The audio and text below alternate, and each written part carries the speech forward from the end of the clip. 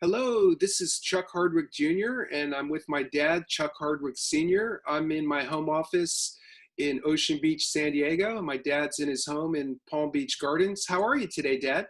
Doing great, son. Hope you are too.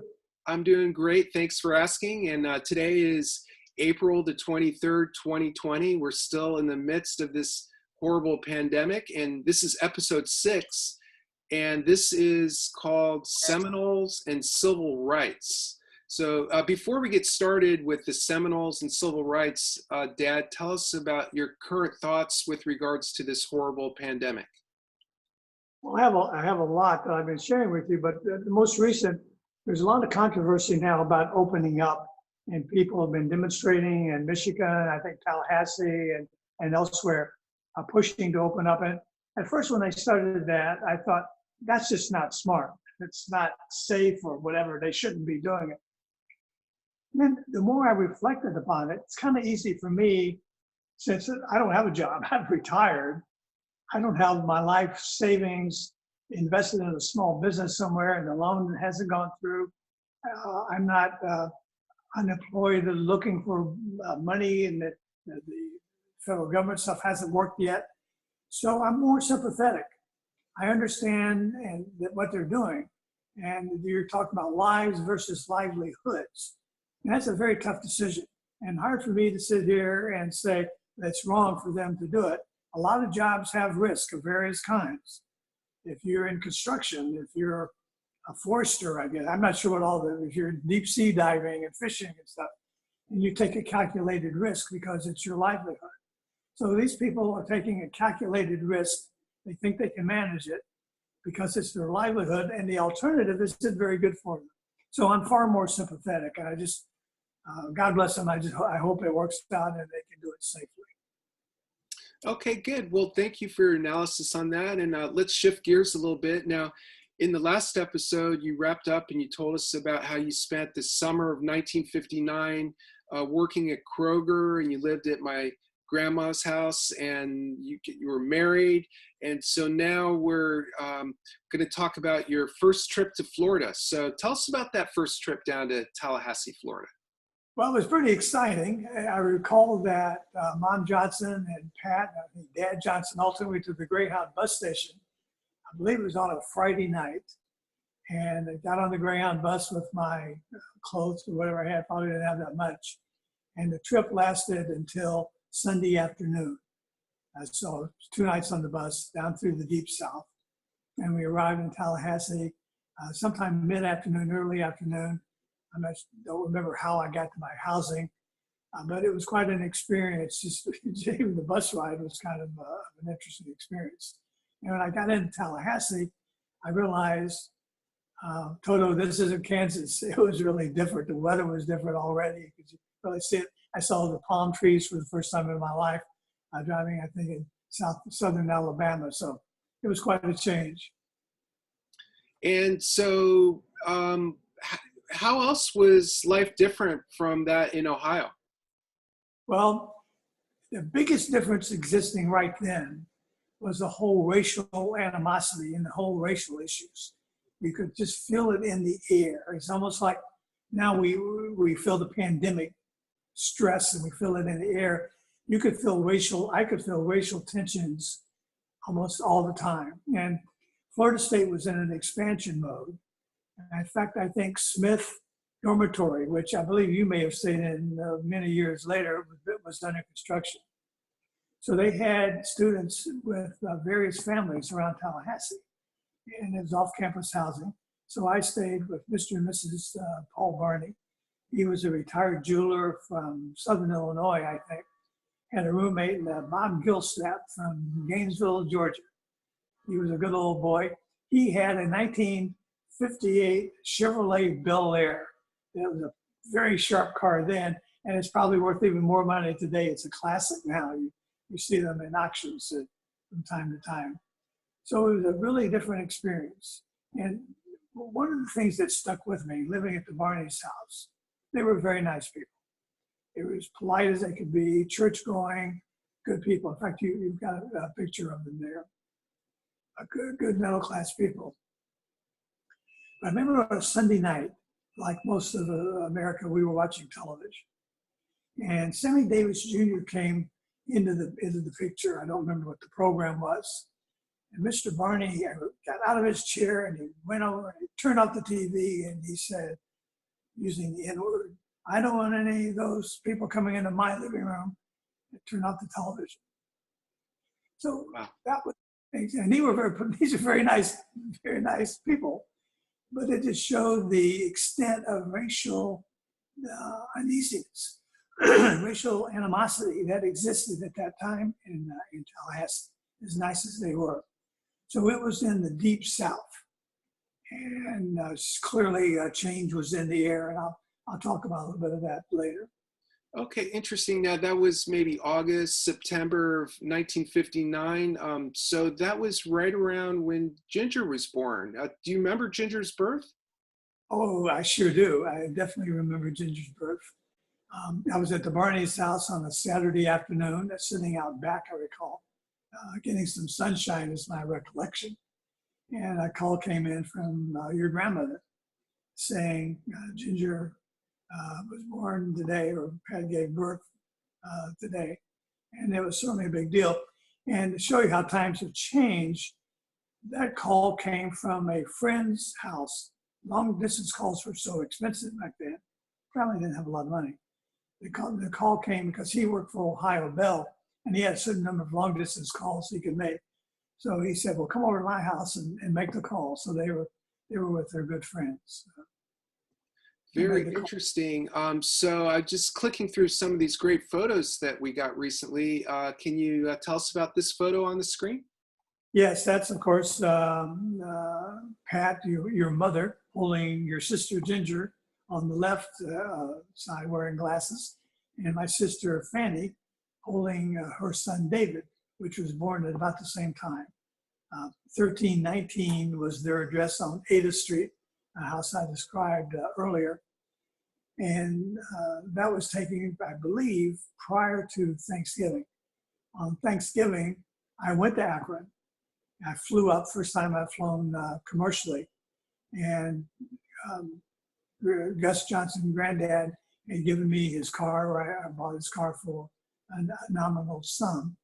And after being there with Mom and Dad Johnson for a few days, then Pat, Ginger, and I got in the 51 Buick and drove to Tallahassee. And I still remember, leaving there at the time, and Mom was outside to say goodbye. I think some snowflakes were starting to come down, and she was crying, seeing her daughter and 17-year-old daughter and son-in-law and grandchild leaving home on a long drive. This was prior to the interstates, so there was no easy traveling. We've done Route 27 from Akron all the way to Tallahassee.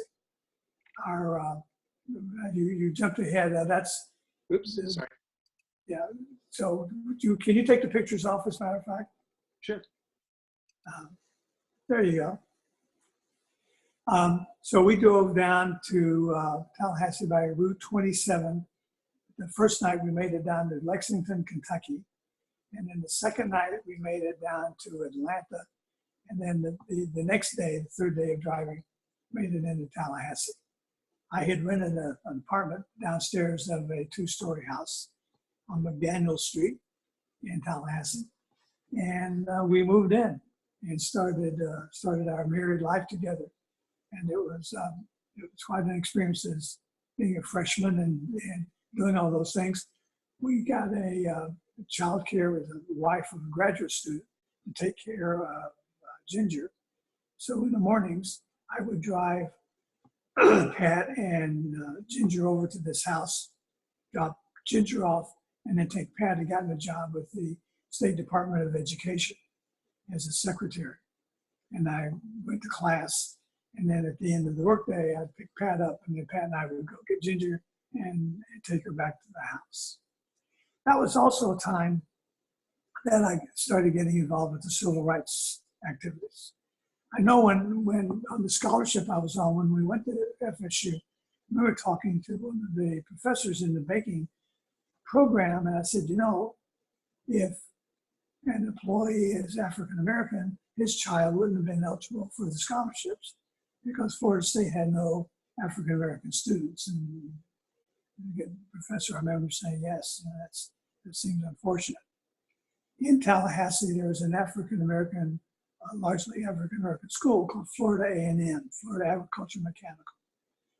And that sort of became the center part for civil rights activity. So a friend of mine, Bob Miller, he was from Miami.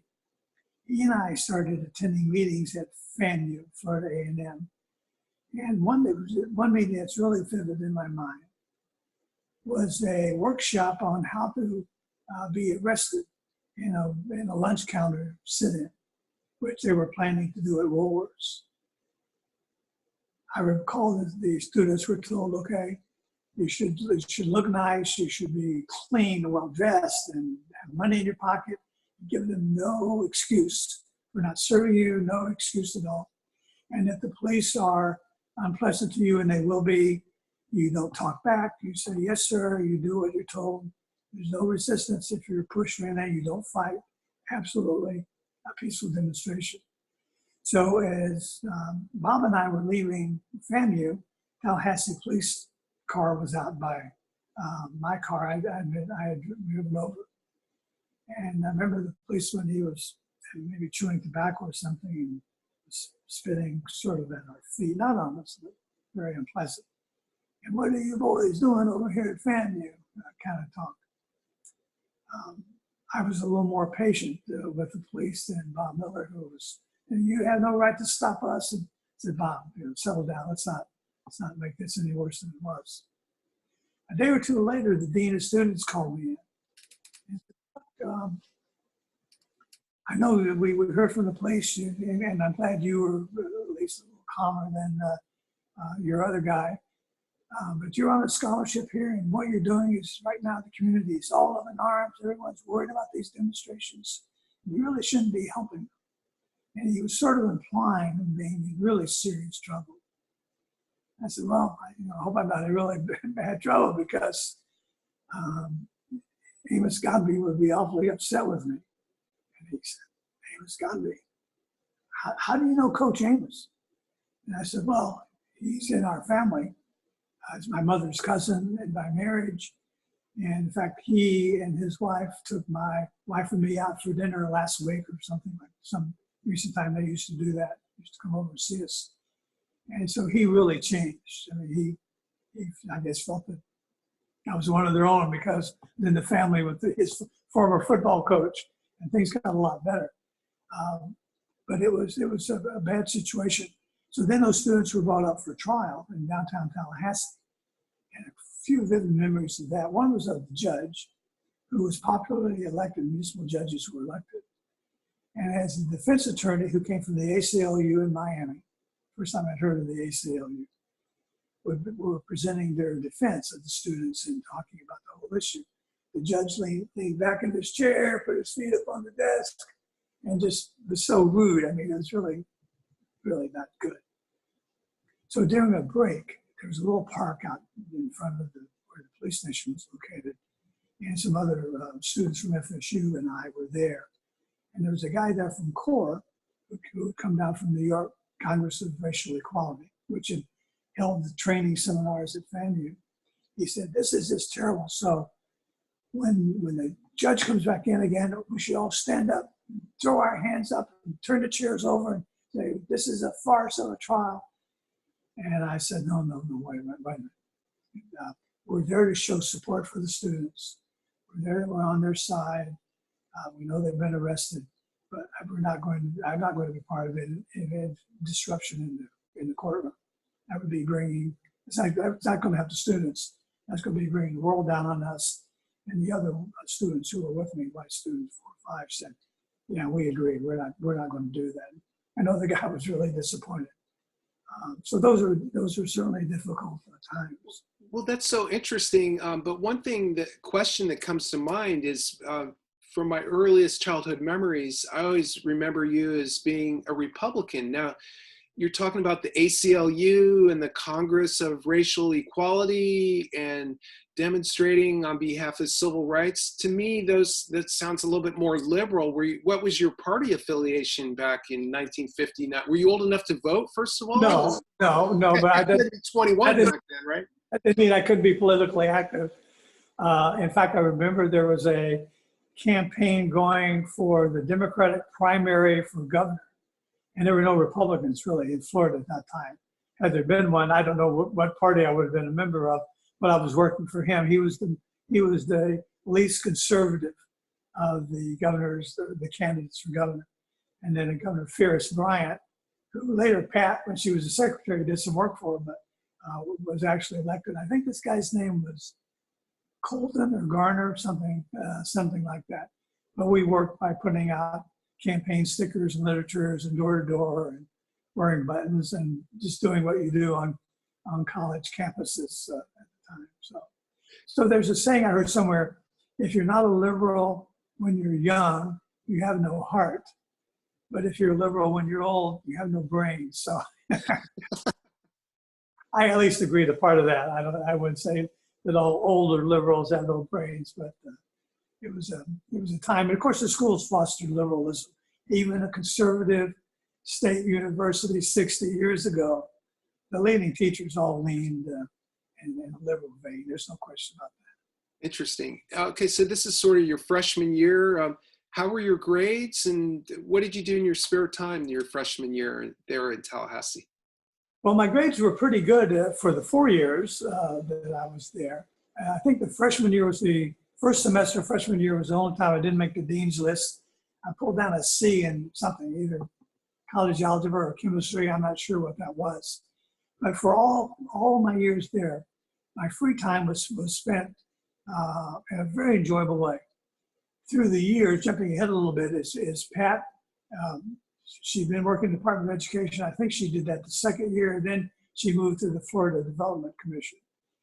And I would pick up a African-American maid in the mornings and bring her over to our house. We lived in new housing. It was built for the married student house. It's called Alumni Village.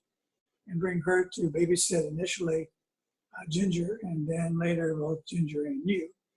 And the house cleaning, was a small apartment. It didn't take much in the way of house cleaning. We didn't have much to clean. And then she'd do the laundry, and they would all hang out at the laundromat and probably talk about all of us. But then I would bring her back to the house. I'd take Pat to work and drop her off, and then I was free to do what I wanted to do until I picked Pat up at the end of the workday and brought her home, and then I would take the maid home to her home and then come back and have the evening. So I spent a lot of time in the library, going through old magazines that I found fascinating, New York Times on microfiche. I did a photography class at the Tallahassee Rec Center or something, learned how to make pictures. Some of the pictures that we have that we're going to show in a few minutes. In fact, at the end of my interview, we've collected some pictures to show that didn't fit in. We'll just kind of flash through them. I took a fair number of those. We also had a good social life with the other married students. We're all pretty much in the same boat. One of the families, there was a woman named Tonette Bond. She was a secretary with your mother, and we became friends with that other couple, Tonette and Gordon Bond. Pat especially was close to the two of them, just because she worked with Tonette. In fact, Gordon Bond came to see us in Lisle, Illinois. He and Tonette later had divorced, I believe, and he brought his either wife or girlfriend, I'm not sure who she was, came to see us, which is kind of unusual. So my grades later on were pretty good. I made the dean's list I think the dean's list was a 3.3 average. And after that first semester, I had pretty good grades. And a good time. Photography, I stopped really doing the civil rights things. It started to be settled, and I think they integrated the Woolworth's lunch counter. I'm not sure why people would want to fight to eat at Woolworths, but it really became a symbol, became really important back then. And then you were born in 1962, and I was there when you were born. back then, fathers didn't come into the delivery room the way they did in later years.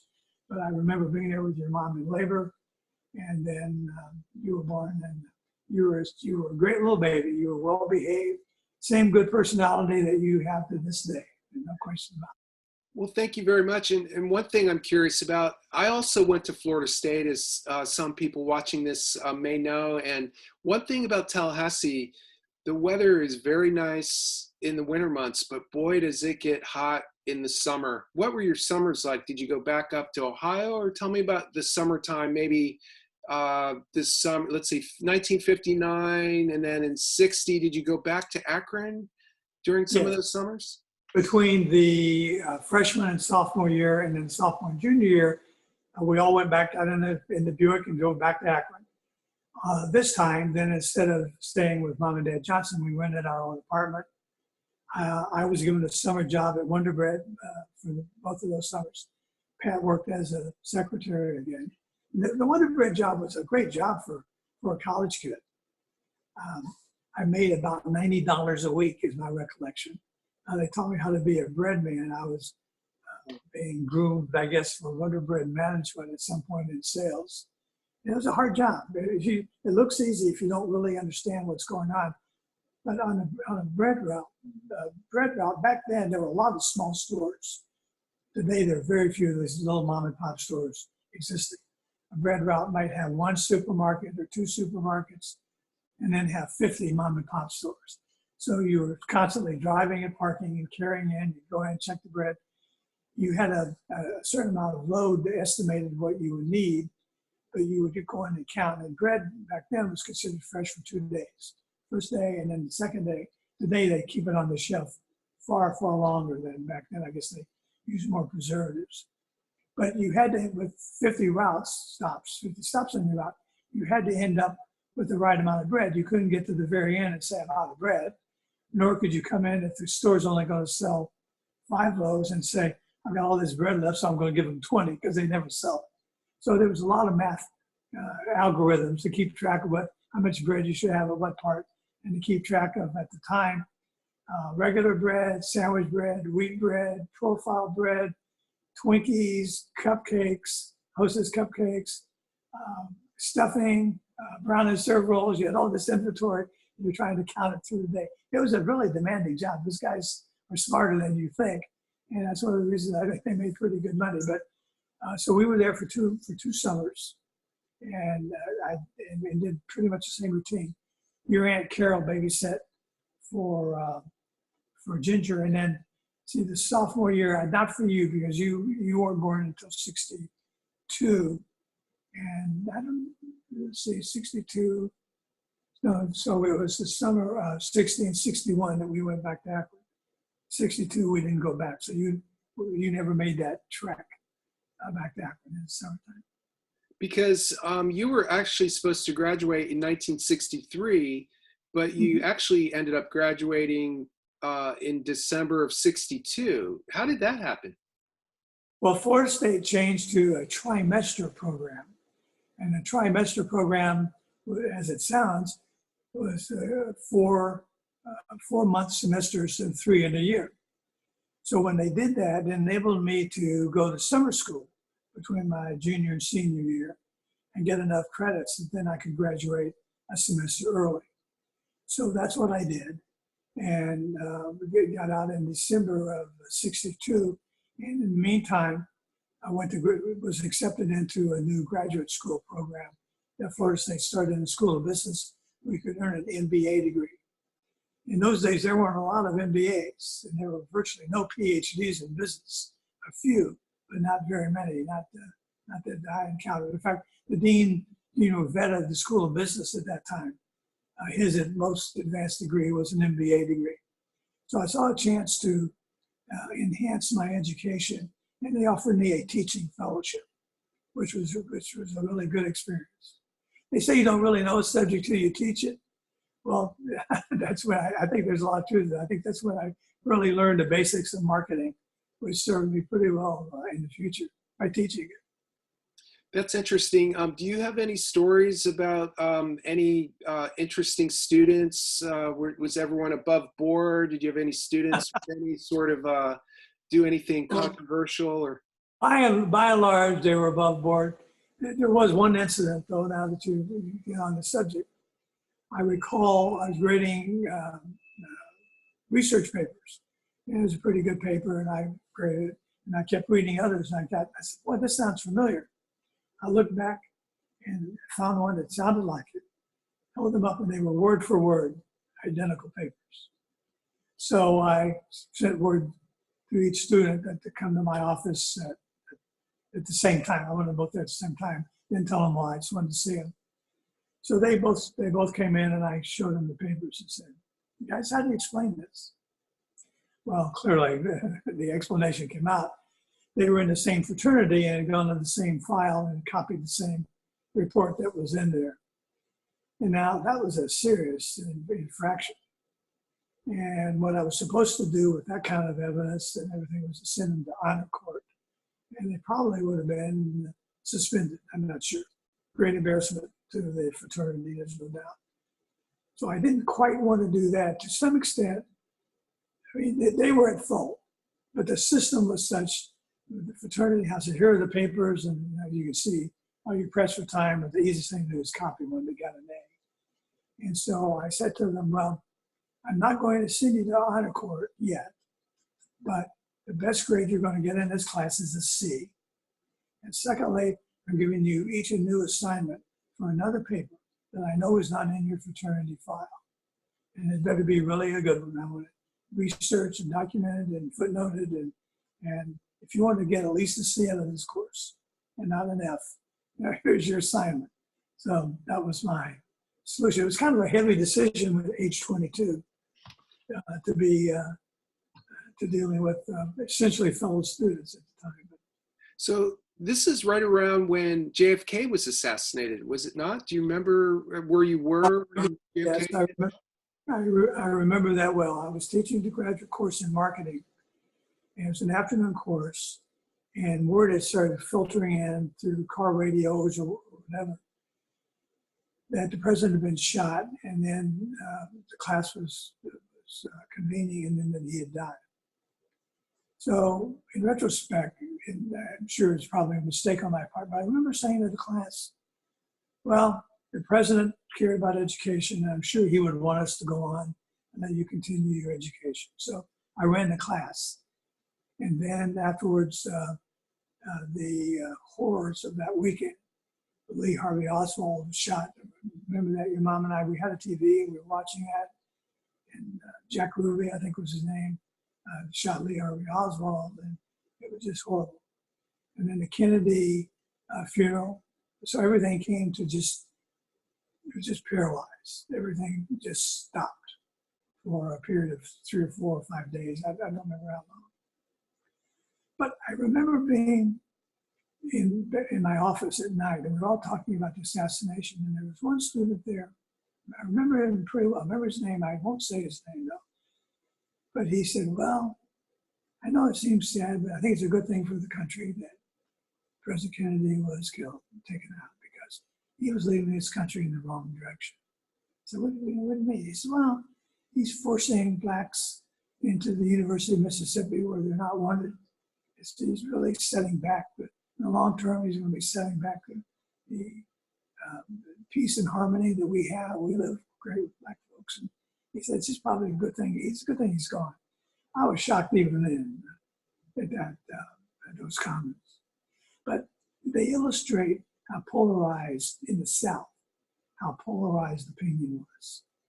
And I know that his attitude was typical, but it was not, it was probably shared by more people than we were thinking. It's ironic that President Kennedy's death advanced civil rights tremendously because President Johnson surprised a lot of people by pushing the agenda. His reasons to really push the agenda, the Voting Rights Act, and a lot of other things that Congress did kind of like in memory of JFK. And we need to do this, and LBJ was pushing. All of that probably was taking a lot longer to happen than it would have if President Kennedy had lived. So you just never know. So let's talk about your graduation and your MBA. When did you graduate with your MBA, and then what did you and Mom do after that? Well, I got the MBA in 64, 1964, and those were really good. Those were really good years. We were prosperous. I repaid my student loans. We didn't have big student loans back then, but Dillard had co-signed a note for me. I remember I paid that off. I had my salary as a teaching assistant. I had a job working in accounting at the Florida Development Commission, which I think Pat's influence got me. Pat had moved up and promoted and made more money as a secretary.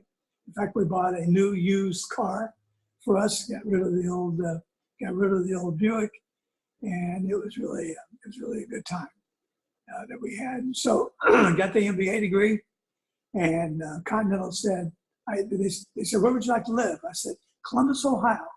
And they came back and said, well, you're going to Detroit. So, all right. So Pat and I got in the car and we left Tallahassee and drove to Detroit, Michigan, and started a new career with Continental Baking Company. So why did you want to live in Columbus? Oh, Columbus, even back then, to me, was the ideal American city. I didn't want a big city, and not really. Akron was big enough for me. But I wanted to go back to Ohio. And by then, my brother Joe was living in Dayton. And David was not yet gone to Ohio State, where he ended up going to Ohio State. But Columbus was just a great city. So, and Wonder Bread had a big operation there. I thought it'd be a great place to live. Well, you were a good student and certainly a good employee for them. Why did you end up in Detroit and not in Columbus? They never told me. They said, go to Detroit. I don't know. Okay, great. Well, I want to share some of this great stuff. All that, I don't think it was vindictive, I think, but there was one thing I would share with you. The immaturity I had as an MBA student. I remember when the head personnel man for Continental Baking Company came down to visit us on campus. He was visiting all the Continental scholarship students. They gave 4 a year, so there were several of us. And he wanted to play golf. He had his golf clubs, and he was all excited about being in Tallahassee playing golf.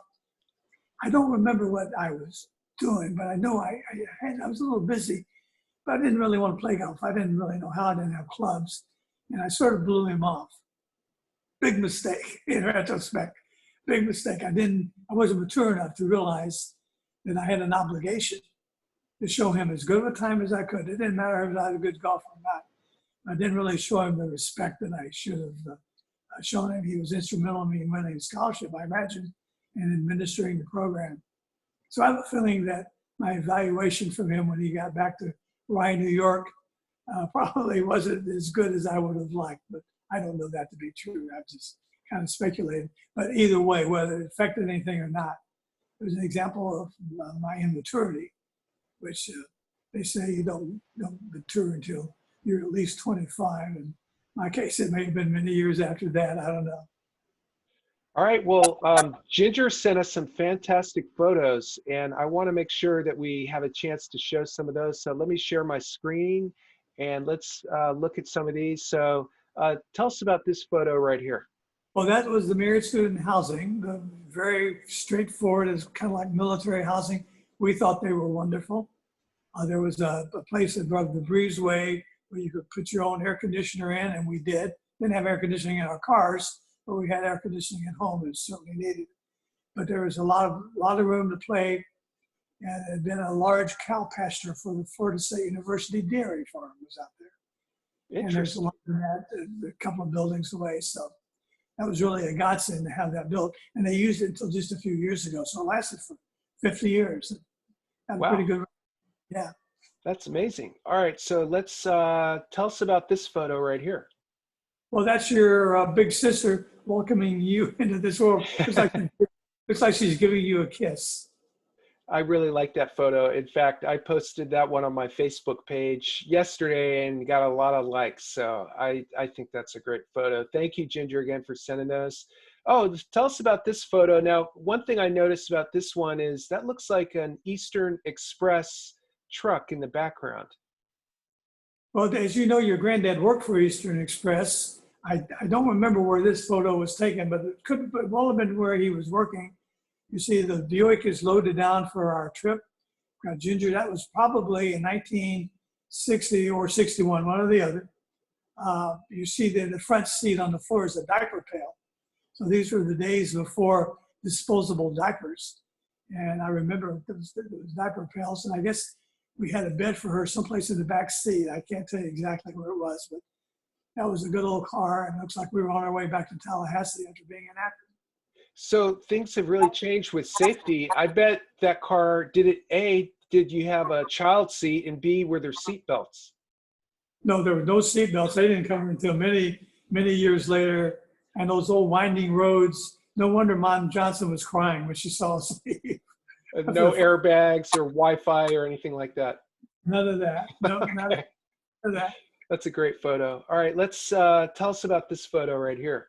That's at our apartment. That's obviously Ginger sitting in my lap and you in Pat's lap. And you can see it's a pretty basic apartment. It looks like a metal folding table there and very serviceable chairs. But they were very functional, and they were really a godsend to us marriage students. All right, that's another great photo. Let's see. Oh, this is a great one. Tell us about this one in the So of prop. course, I had taken a class in photography, and the photographer instructor said, well, don't just have people standing like wooden sticks when you're taking pictures. Have them doing something. Make it interesting. So when I was in Akron, we were taking pictures, and I said, well, I grabbed a map out of the car. I said, look here, and I showed my brother David, my dad, and Dillard something on a map just to have something to do, supposedly to make a more interesting picture. So I don't know who actually snapped that. I don't remember, but I do remember holding the map and taking it. That's a great photo. And I noticed Uncle Dillard, he seems to be knowing where you guys are going. It looks like he's the one you're consulting with, which road. But anyway, I love that photo. So let's move along and tell us about this photo.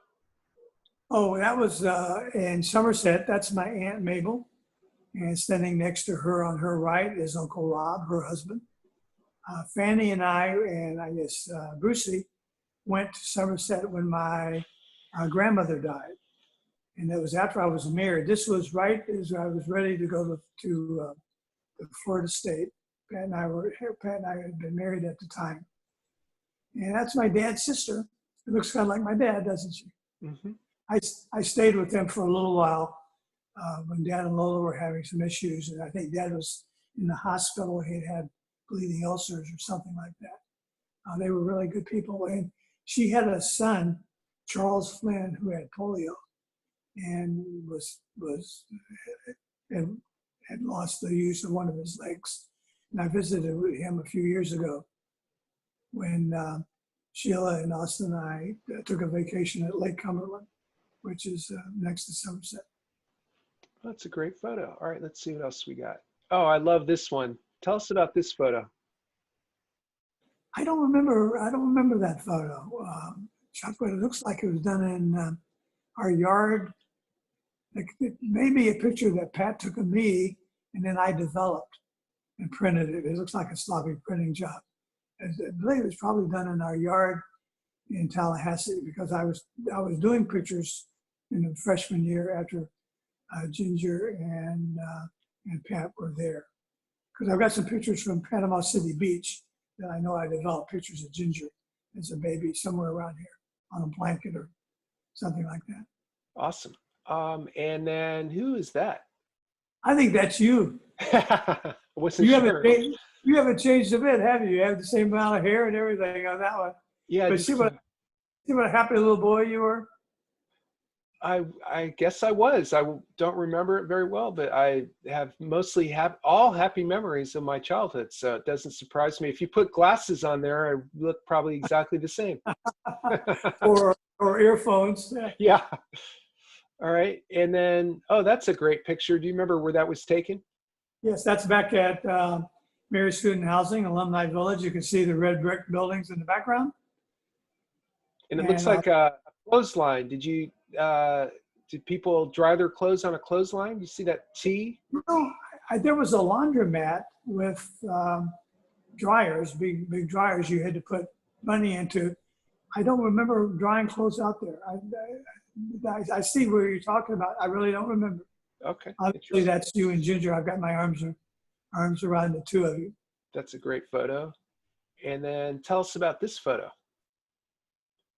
Well, that's at a botanical garden in Tallahassee. I used to say it's Killian, but I think it's got a different pronunciation. I think it's pronounced Killarn. Lard, is that it? And that looks like Ginger giving you a kiss on the forehead. She was a affectionate big sister, wasn't she? She always has been, and she still is. That's a great photo. And what about these two photos? Well, clearly that's the Mary Student Housing still, and Ginger's trying to climb the steps. We lived on the second floor. She's always trying to climb up ladders her whole life, right? And yes, she's done a very good job. Moving up and up. And then, so this looks like Ginger pushing me in the baby carriage. In the breezeway. That's the breezeway in the apartment where we live. On the second floor, there were 4 apartments on the first floor, 4 on the second, and connected by a breezeway. So we were good friends with our neighbors. We used to play bridge and other card games and visit a lot with them. Well, my observation on this photo is Ginger looks very confident, and I look very unsure of myself, sort of like our whole lives. So. Oh, that's a great one. That's Granddad, and who's Granddad holding in that photo? Can you tell? You know, I'm not sure who that is. I'm not sure that's either you or Ginger. I don't know. So it's a great photo either way. Yeah. And then looks like my mom holding, is that Ginger or me? I think that would be Ginger. That's a great photo. Do you have any idea where that was shot? It looks to me like it was our freshman year, and that's the same place that the picture of me a few minutes ago, standing there with that same background. In Tallahassee. In Tallahassee. So I took this picture and developed it and printed it in my photography class. Okay, now this one clearly is not in Tallahassee. No, that's not. That was obviously in Akron. Those were the homes where Joe and Fanny and their neighborhood. But that sweater, you may remember the birthday party. That sweater is what your mother gave me for my birthday, my 17th birthday. I wore that thing for years. I loved it. That's a great photo. And tell us about this photo. That's a sharp looking outfit you have on, for one thing. Well, that was when I was working for Wonder Bread. And when there wasn't a truck assignment for me, they had me doing promotional work in stores. And sometimes it'd be a demonstration of having a Twinkie cut into halves or something for people to sample, or redesigning bread racks or whatever. But when I wasn't driving a truck, I would dress up and try to be a good representative for the company.